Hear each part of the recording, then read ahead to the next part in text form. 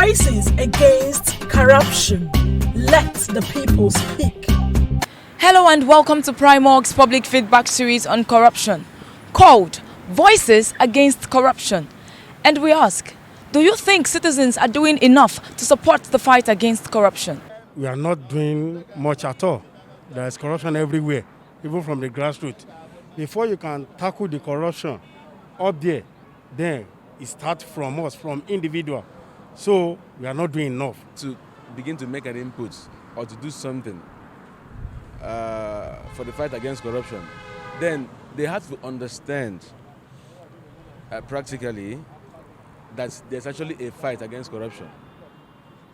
Not when things around them doesn't actually give them some sort of understanding that there's a fight against corruption.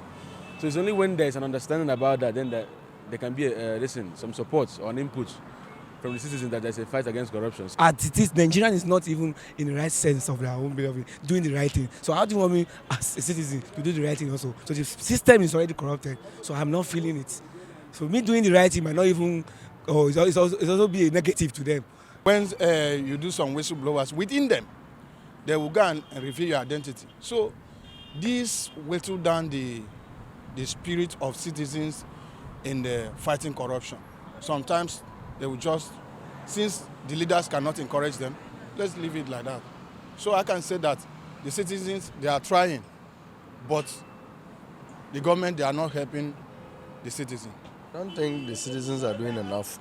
The reason being that even on my part, there's no inspiration to do more. There's no push, like an example from those who ought to have taken the lead by example. So it's everyone is left to his fate. Government is increasing the rate of corruption to increase, in the sense that if you are not there, your brother will not see anything. If you are not there, your sister will not see anything. It's only those government that are there that will be, in terms of employment, appointment, and other things, is going one-sided. They are the one increasing this level of corruption instead of reducing it by looking for the less privileged people that don't have people to help them.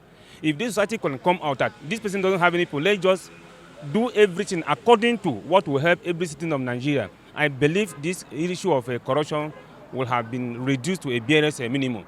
When we talk about corruption, when we are talking about people not responding well to corruption, we also need to talk about the government. You get? For now, I think the citizens are not doing enough because our system has been jeopardized. Why corruption has spread to all levels in Nigeria, even to the children, even to the unborn babies, is because they see our leaders doing it and they feel that it is right, and our leaders don't want to change, and they cannot just expect the youth overnight to change. So I feel the government still have a bigger responsibility. Our leaders every day, they have the bigger responsibility in stopping corruption in Nigeria.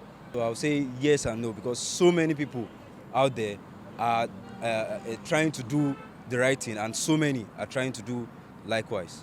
We individuals, we cannot help government to fight corruption.